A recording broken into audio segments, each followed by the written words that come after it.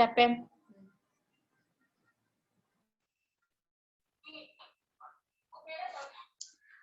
Halo, selamat malam teman-teman kita, teman-teman semua. Selamat malam. Selamat malam. Pada malam ini seperti biasa kita akan melakukan diskusi kelompok. Jadi yang akan kita diskusikan pada malam ini yaitu yang pertama pendekatan person centered therapy, yang kedua pendekatan behavioristik, dan yang ketiga kita akan mendiskusi tentang pendekatan rasional emotif behavior. Jadi kita mulai dari pendekatan yang pertama yaitu pendekatan person centered therapy. Jadi di sini mungkin ada dari Jadi di sini kita akan mempelajari tentang teknik yang pertama itu teknik empati. Jadi di sini saya ingin menjelaskan sedikit pengertian dari teknik empati. Empati adalah suatu proses yang kompleks bagi konselor. Bersikap empati juga berarti bahwa mengesampingkan sudut pandang pribadi. Ketika empati dapat terbentuk dalam hubungan terapi, maka klien dapat menunjukkan perkembangan dan memunculkan adanya self exploration atau eksplorasi diri. Jadi kita seolah-olah kita ikut merasakan apa yang dia rasakan, tapi kita tidak terlarut juga dalam masalah yang dialami begitu. Jadi mungkin di sini dari teman-teman ada yang bisa menjelaskan prosedur dalam teknik empati dan juga manfaat manfaat dari teknik empati itu seperti apa? Mungkin ada dari teman-teman.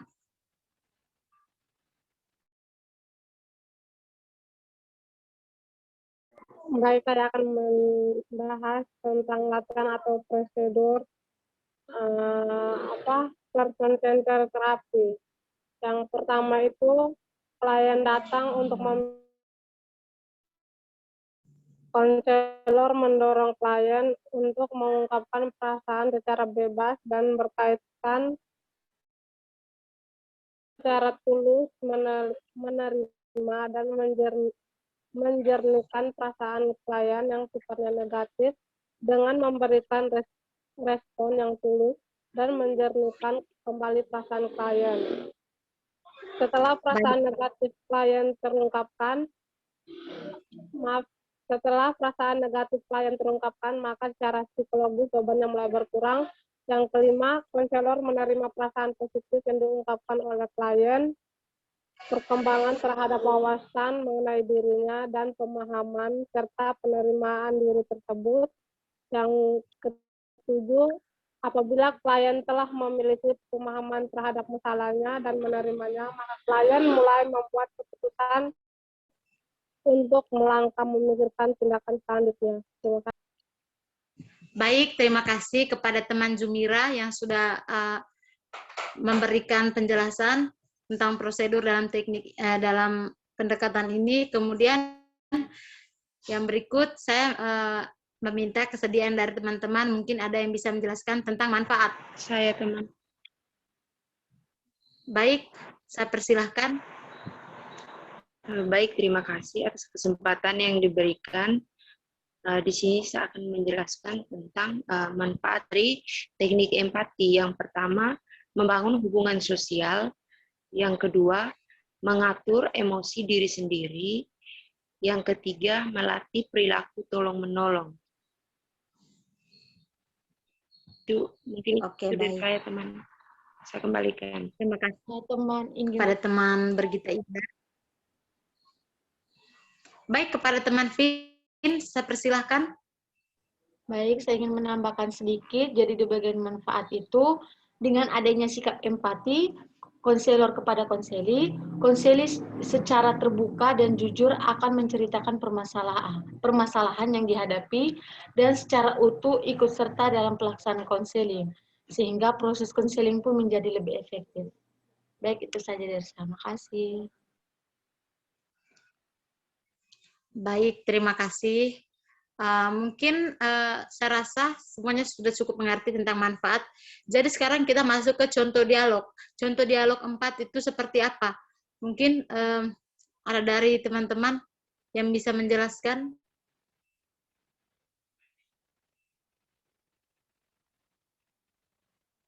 Halo teman-teman, mungkin ada yang bisa menjelaskan?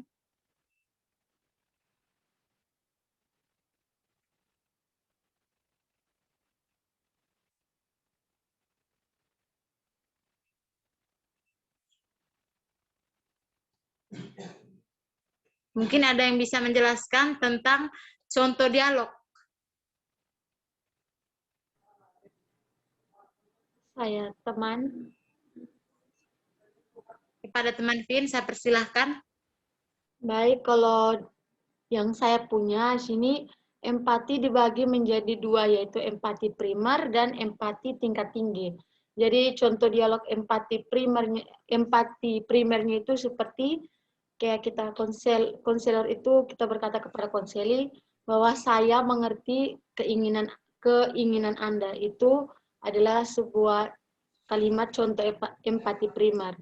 Kalau contoh empati tingkat tinggi itu seperti yang kita konselor mengatakan kepada konseli, saya ikut terluka dengan penderitaan Anda, namun saya juga bangga dengan kemampuan daya tahan Anda. Seperti itu. Mungkin itu saja dari saya. Terima kasih. Oh, baik. Terima kasih kepada teman Vin. Jadi sekarang kita masuk ke, karena kita sudah menjelaskan dan kita pastinya sudah mengerti tentang teknik empati, sekarang kita masuk ke teknik mendengarkan aktif. Jadi di sini, sebelum kita lanjut, di sini saya akan menjelaskan sedikit tentang pengertian dari teknik mendengarkan aktif. Pengertian dari teknik mendengarkan aktif. Mendengarkan aktif adalah mendengarkan lebih dari sekedar pasif, yaitu mendengarkan sambil berpikir dan mengevaluasi apa yang dikatakannya, apa yang dikatakan oleh konselor. Jadi itu saja menurut saya pengertiannya. Mungkin dari teman-teman ada yang mau menambah?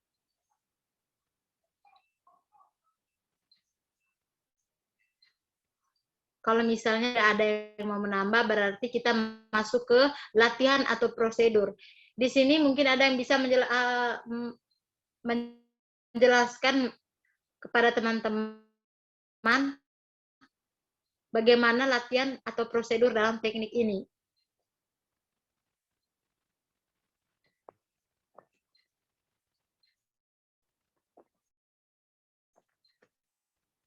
Tidak ada, belum ada kok teman-teman yang mau menjelaskan.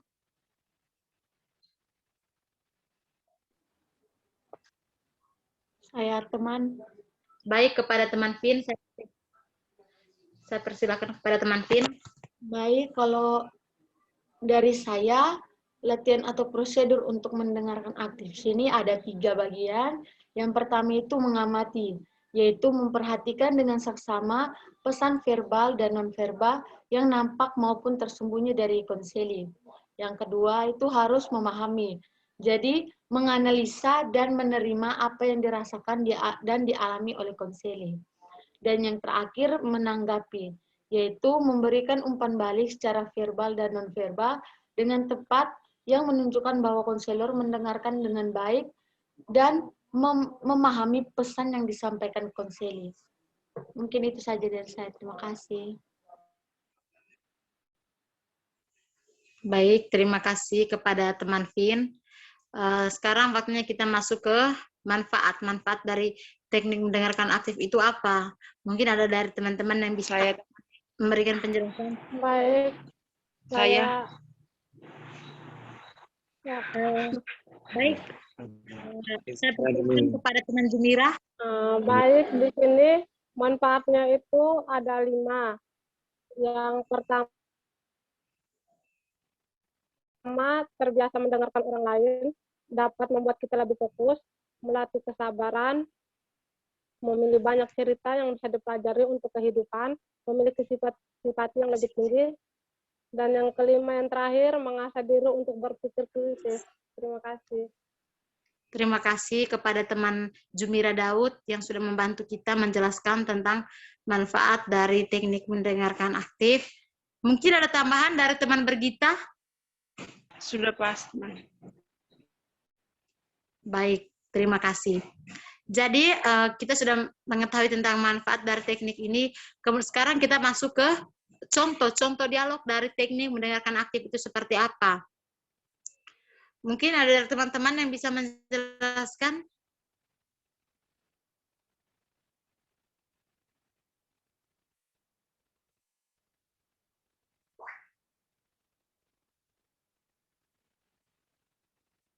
Halo teman-teman, mungkin ada yang bisa menjelaskan kok.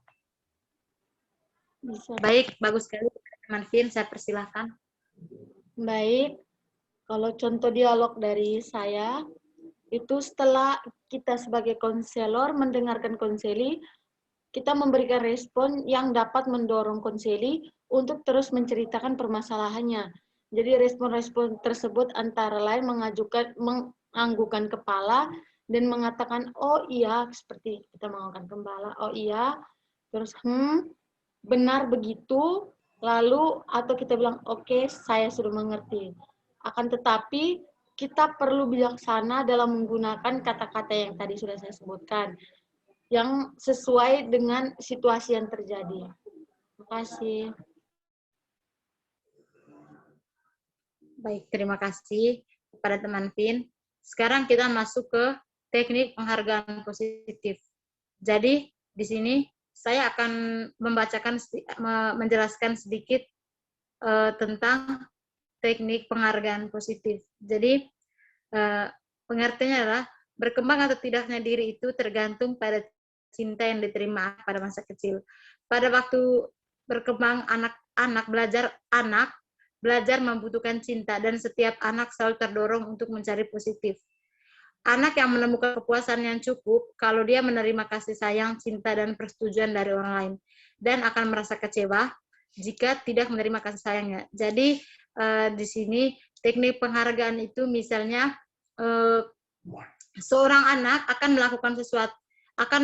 melakukan sesuatu yang baik jika mendapatkan penghargaan dari orang tuanya. Misal, jika dibiasakan diberikan penghargaan oleh orang tuanya, maka dia akan selalu melakukan hal-hal yang baik. Kalau misalnya orang tuanya memberikan dia, misalnya kalau kamu nanti berhasil mendapatkan nilai begini, kamu akan mendapatkan hadiah dari ibu, misalnya begitu. Jadi di sini anaknya tersebut akan menjadi semangat. Jadi itu menurut saya pengertian dari teknik penghargaan positif.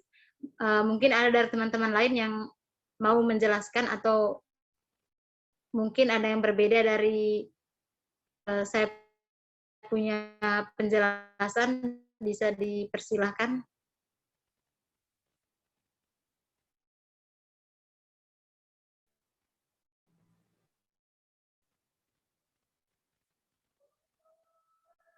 Baik, kalau misalnya sudah tidak ada, berarti kita masuk ke latihan atau baik.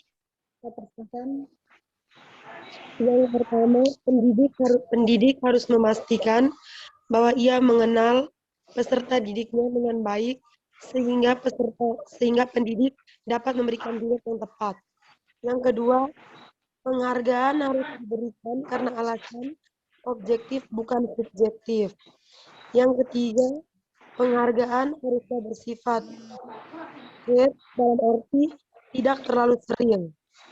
Pendidik perlu berhati-hati agar penghargaan yang diberikan tidak menimbulkan kesan sebagai upah atas jerih lelah peserta didik. Yang terakhir, penghargaan tidak boleh dilakukan secara berlebihan sebab dapat menimbulkan sikap hati yang kurang baik pada peserta didik. Baik, terima kasih karena sudah menjelaskan. Berikut kita masuk ke manfaat dari teknik penghargaan positif itu seperti apa? Saya, teman. Baik, kepada teman Bergita Indah, waktu dan tempat, silakan. Baik, di sini saya akan menjelaskan manfaat dari penghargaan positif. Yang pertama itu bisa meningkatkan motivasi belajar anak atau siswa. Yang kedua, bisa memperbaiki prestasi. Dan yang ketiga, bisa berbuat lebih baik lagi. Mungkin itu saja dari saya kembalikan. Terima kasih. Baik, terima kasih kepada teman Bergita. Jadi saya rasa itu sudah pas ya teman-teman manfaat dari teknik penghargaan positif. Jadi berikut kita masuk ke contoh dialog. Contoh dialog dari penghargaan positif ini seperti apa?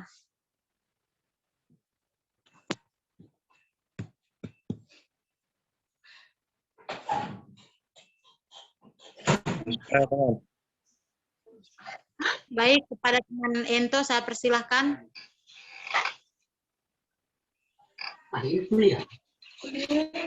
Baik, terima kasih atas waktu dan kesempatan yang diberikan kepada saya. Di sini saya akan menjelaskan tentang contoh dialog. Contoh dialog itu seperti, selamat ya nak atas prestasi kamu yang mengembangkan ini. Ibu atau bapak harap prestasi kamu terus berkembang lebih giat lagi pelajarannya ya nak, supaya kamu memiliki wawasan yang lebih luas. Jangan berhenti sampai di sini, tingkatkan prestasimu. Mungkin contoh dialog itu yang seperti saya, teman. Baik, terima kasih kepada teman Ento. Saya rasa itu sudah cukup jelas ya teman-teman. Ada mungkin ada yang belum mengerti supaya kita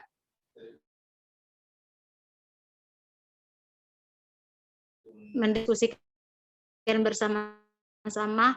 Mungkin ada dari teman-teman yang belum mengerti tentang teknik penghargaan. Baik, terima kasih. Sekarang kita masuk ke behavior. Yang pertama, teknik desensitisasi sistematis. Jadi, teknik desensitisasi sistematis.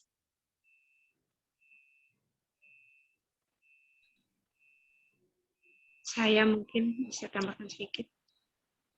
Baik, saya persilahkan. Baik, terima kasih.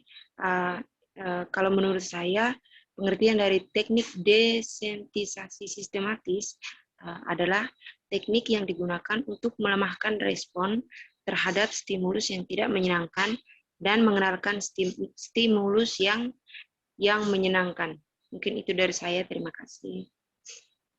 Jadi baik, sedikit saya tambahkan bahwa desensitisasi sistematis merupakan teknik konseling behavioral yang memfokuskan untuk menenangkan klien dari keterangan yang dialami dengan cara mengajarkan klien untuk lebih rileks.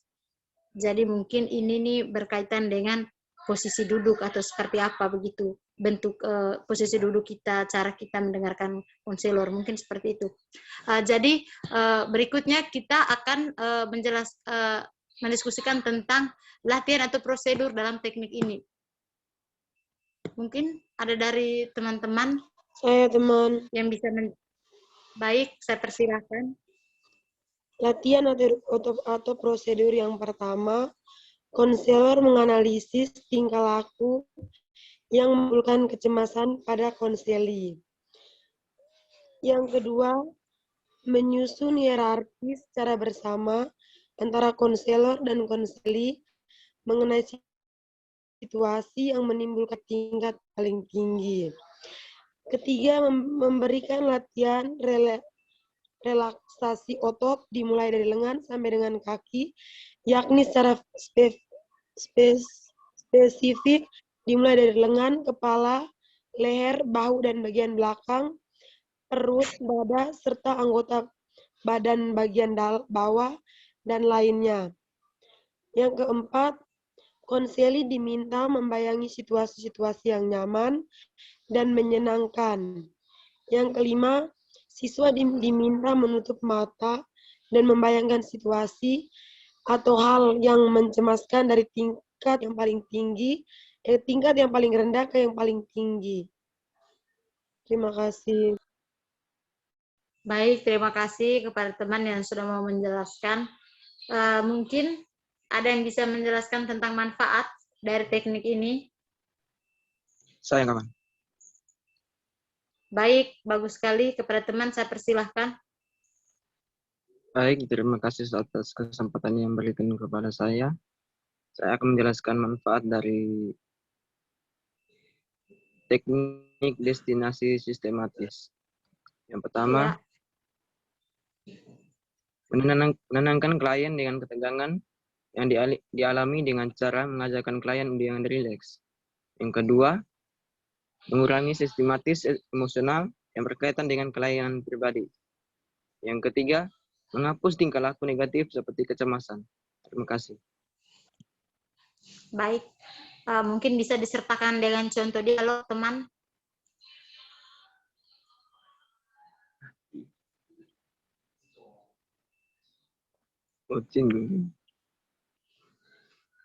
Oh ya, baik. Mungkin ada dari teman-teman lain yang bisa menjelaskan contoh dialognya itu seperti apa.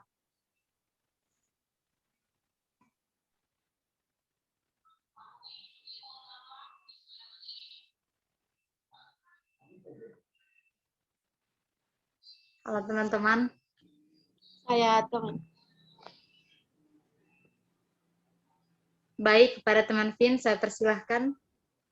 Baik, jadi contoh dialognya di sini seperti konselor memberikan penguatan, ya seperti kata-katanya kayak kamu bisa melewati rasa cemas itu dengan membayangkan hal-hal yang kamu sukai yang tidak membuat kamu takut. Mungkin itu saja dari saya. Baik, terima kasih kepada teman Vin. Sekarang kita masuk ke teknik latihan asertif. Di sini teman-teman ada yang bisa menjelaskan tentang pengertian dari teknik latihan asertif? Saya teman. Baik, bagus sekali teman Ento. Waktu dan tempat saya persilahkan.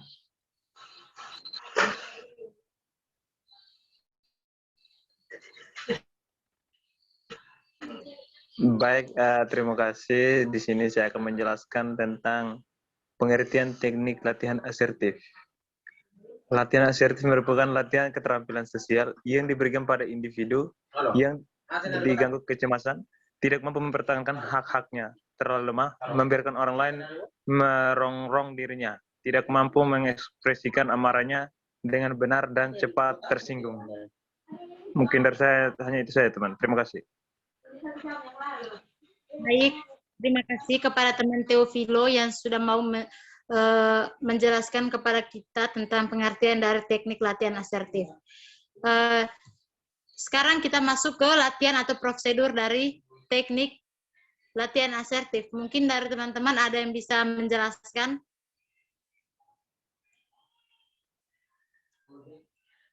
Baik, kalau misalnya tidak ada, biar saya sendiri yang menjelaskan.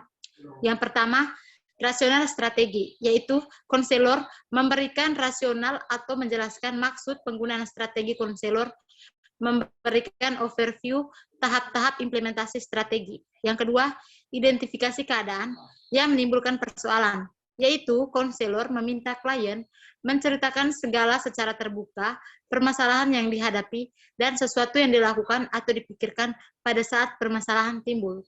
Yang ketiga, membedakan perilaku asertif dan tidak asertif, serta mengeksplorasi target, yaitu konselor dan klien, membedakan perilaku asertif dan tidak asertif, serta menentukan perubahan perilaku yang diharapkan. Yang keempat, bermain peran, pemberian umpan balik, serta pemberian model perilaku yang lebih. Klien bermain peran sesuai dengan permasalahan yang dihadapi konselor. Konselor memberi umpan balik secara verbal, pemberian model perilaku yang lebih baik, pemberian penguatan dan penguatan positif dan penghargaan. Yang kelima, melaksanakan latihan dan praktek klien, mendemonstrasikan perilaku yang asertif sesuai dengan target yang diharapkan. Yang keenam, mengulang latihan klien kembali tanpa bantuan pembimbing. Yang ketujuh, tugas rumah dan tidak lanjut konselor yakni di sini konselor memberikan tugas rumah pada klien dan meminta klien mempraktekkan perilaku yang diharapkan dan memeriksa perilaku dari klien. Yang terakhir, terminasi konselor, menghentikan program bantuan atau menyelesaikan program konseling begitu. Mungkin di sini ada yang bisa menjelaskan manfaat dari teknik ini?